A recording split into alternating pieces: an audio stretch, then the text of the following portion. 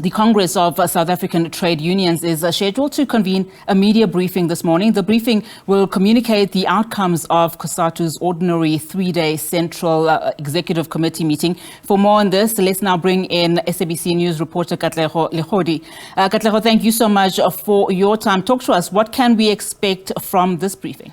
A very good morning to you, Unati, and to our viewers at home. Well, we're waiting as we speak right now for Cosatu's office bearers to walk in any time from now to really give us a sense of what transpired at their Central Executive Committee meeting. They have been sitting for the past 3 days here, Unati, and trying by all means to take stock of where the organization is and how the year is going to go where Cosatu is concerned. What we know is that this particular CEC, they meet every quarter to try by all means to discuss news or issues of relevance, looking at the workers and the economy and everything else in between. What's important right now is the fact that this particular Central Executive Committee meeting is the first one for the year 2024, and the organization will more or less be taking stock and preparing themselves as to what is going to happen in the year 2024. Important to note as well here, Unati, is that this CEC comes ahead of the general elections, the 2024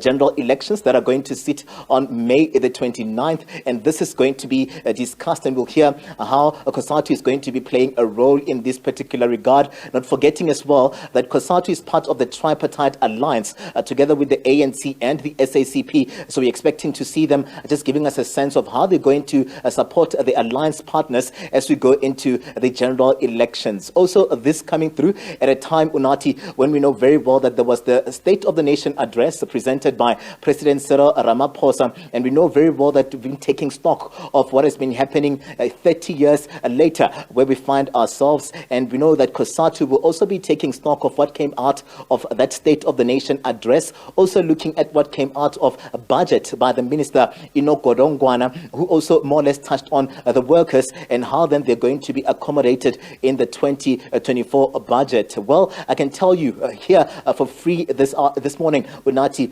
that workers have really been struggling to make ends meet. Cosatu represent around 1.2 million of those members, this being members in the labor force, and those members have been looking to the Federation to try by all means to come up with programs to make their lives easier. We know very well that the economy has not been doing well, and these workers have really been struggling to make ends meet in this particular regard, and they are in that particular space of wage negotiations.